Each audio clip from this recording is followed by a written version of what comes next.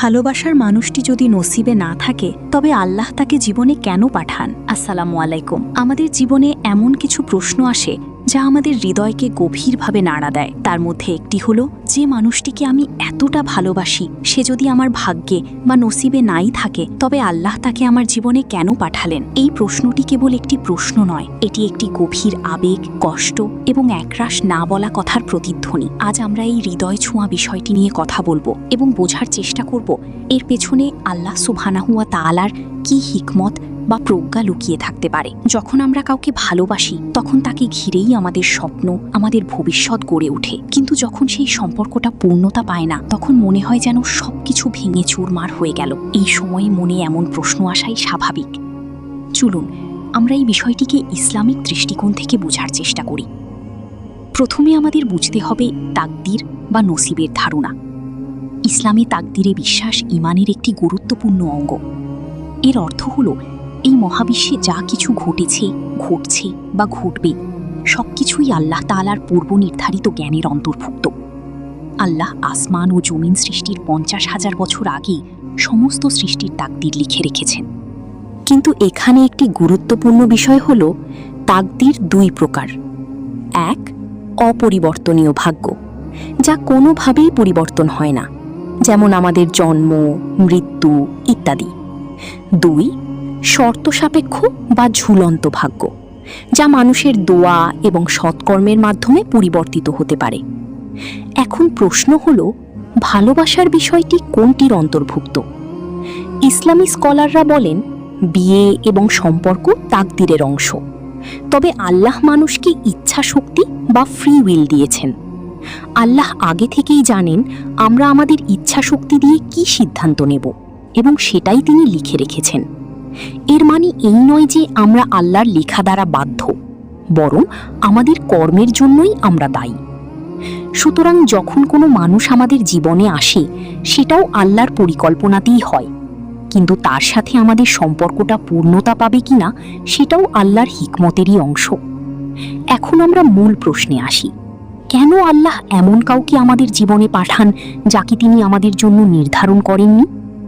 এর সম্ভাব্য কিছু কারণ থাকতে পারে যা আমাদের জন্য কল্যাণকর। আমাদের জীবন একটি পরীক্ষা ক্ষেত্র। আল্লাহ তাআলা বিভিন্নভাবে আমাদের পরীক্ষা করেন, কবে সুখ দিয়ে, কখনো দুঃখ দিয়ে।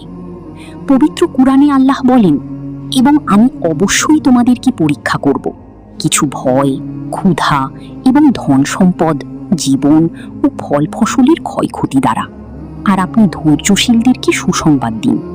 সূরা আল বাকারা আয়াত 155। হতে পারে এই ভালোবাসার সম্পর্কটি আপনার জন্য একটি পরীক্ষা ছিল। আল্লাহ দেখতে চেয়েছিলেন আপনি তার ইচ্ছার উপর কতটা সবর বা ধৈর্য ধারণ করতে পারেন। যখন আপনি আপনার প্রিয় মানুষকে পান না, তখন কি আপনি আল্লাহর উপর অটল বিশ্বাস রাখেন নাকি হতাশ হয়ে পড়েন? এই কঠিন সময়ে ধৈর্য ধারণ করা এবং আল্লাহর কাছে উত্তম প্রতিদানের আশা করাটাই হলো প্রকৃত সাফল্য। অনেক সময় কিছু মানুষ আমাদের জীবনে আসে শিক্ষক হিসাবে। তাদের সাথে কাটানো মুহূর্তগুলো, তাদের সাথে আমাদের আবেগীয় আদান প্রদান আমাদের অনেক কিছু শেখায়।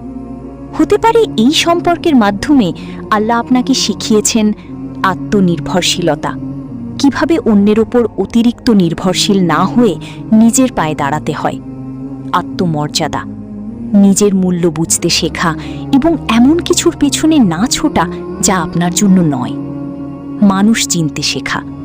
এই অভিজ্ঞতা আপনাকে সঠিক মানুষ চিনতে সাহায্য করতে পারে। আল্লাহর নিকটবর্তী হওয়া। অনেক সময় দুনিয়ার কোনো কিছু ভেঙে গেলে আমরা আল্লাহর দিকে আরও বেশি মনোনিবেশ করি। এই কষ্ট আপনাকে আল্লাহর আরও নিকটবর্তী করার একটি মাধ্যম হতে পারে। 3, বৃহত্তর ক্ষতি থেকে রক্ষা। আমরা কেবল বর্তমানটাই দেখি, কিন্তু আল্লাহ অতীত, বর্তমান এবং ভবিষ্যৎ সবকিছু সম্পর্কে অবগত। এমনও তো হতে পারে যে মানুষটিকে আপনি আপনার জন্য সর্বশ্রেষ্ঠ মনে করছেন তার সাথে আপনার জীবন জড়িয়ে গেলে ভবিষ্যতে আপনার জন্য আরও বড় কোনো বিপদ বা কষ্ট অপেক্ষা করছিল। হয়তো সেই সম্পর্ক আপনার দিন এবং দুনিয়া উভয়ের জন্যই ক্ষতিকর হতো। আল্লাহ হয়তো আপনাকে সেই বৃহত্তর ক্ষতি থেকে রক্ষা করার জন্যই এই সম্পর্কটি পূর্ণতা দেননি। কোরআনে আল্লাহ বলেন, আর এমনও হতে পারে যে তোমরা কোনো বিষয়কে অপছন্দ করছো অথচ তা তোমাদের জন্য কল্যাণকর। আর এমনও হতে পারে যে তোমরা কোনো বিষয়কে পছন্দ করছো অথচ তা তোমাদের জন্য অকল্যাণকর। আর আল্লাহ জানেন তোমরা জানো না। সূরা আল বাকারা আয়াত 216। এই আয়াতটি এই প্রসঙ্গের জন্য খুবই প্রাসঙ্গিক। ইসলামে বিয়ের আগে প্রেম বা অবৈধ সম্পর্ককে উৎসাহিত করা হয় না। বিয়ে একটি পবিত্র বন্ধন, যা হালাল উপায়ে সম্পন্ন হওয়া উচিত। হতে পারে আল্লাহ আপনাকে একটি হারাম সম্পর্কের গভীর থেকে ফিরিয়ে এনেছেন, যাতে আপনি পবিত্র থাকেন এবং আপনার জন্য নির্ধারিত হালাল ও উত্তম সঙ্গীর জন্য নিজেকে প্রস্তুত করতে পারেন। মনে রাখবেন, যা হারাম উপায়ে শুরু হয় তাতে বরকত থাকে না। এমন পরিস্থিতিতে আমাদের ভেঙে পড়লে চলবে না। আমাদের কিছু করণীয় আছে। আল্লাহর সিদ্ধান্তে সন্তুষ্ট থাকা।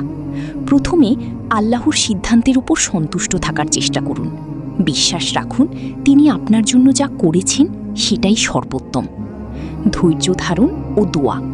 সবর করুন এবং আল্লাহর কাছে সাহায্য চান। দোয়া ভাগ্যকে পরিবর্তন করার শক্তি রাখে। আল্লাহর কাছে এমন একজন সঙ্গী চান যিনি আপনার দুনিয়া ও আখিরাতের জন্য কল্যাণকর। নিজেকে সময় দিন, নিজের যত্ন নিন, নিজের পড়াশোনা, কেরিয়ার এবং ব্যক্তিগত উন্নয়নে মনোযোগ দিন। আল্লাহর ইবাদতে নিজেকে ব্যস্ত রাখুন। ক্ষমা ও শুভকামনা। যদি সম্ভব হয় মন থেকে সেই ব্যক্তিকে ক্ষমা করে দিন এবং তার জন্য শুভকামনা করুন। এটি আপনার নিজের মানসিক শান্তির জন্য জরুরি। পরিশেষে, যদি ভালোবাসার মানুষটি আপনার নসিবে না থাকে তবে বিশ্বাস রাখুন এর পিছনে আল্লাহর কোনো গভীর রহস্য ও কল্যাণ লুকিয়ে আছে। তিনি কাউকে আমাদের জীবন থেকে সরিয়ে নেন যাতে তার চেয়েও উত্তম কাউকে তিনি আমাদের জীবনে পাঠাতে পারেন, অথবা আমাদেরকে আরও বড় কোনো বিপদ থেকে রক্ষা করতে পারেন। হতাশ হবেন না। আল্লাহর রহমত থেকে নিরাশ হওয়া পাপ। আপনার কাজ হলো আল্লাহর উপর ভরসা রাখা এবং সঠিক পথের উপর অটল থাকা। নিশ্চয়ই আল্লাহ ধৈর্যশীলদের সাথে আছেন এবং তিনি আপনার জন্য সর্বোত্তম পরিকল্পনা করে রেখেছেন। আল্লাহ আমাদের সবাইকে কঠিন সময়ে ধৈর্য ধারণ করার এবং তার উপর বিশ্বাস অটুট রাখার তৌফিক দান করুন। আমিন। আসসালামু আলাইকুম।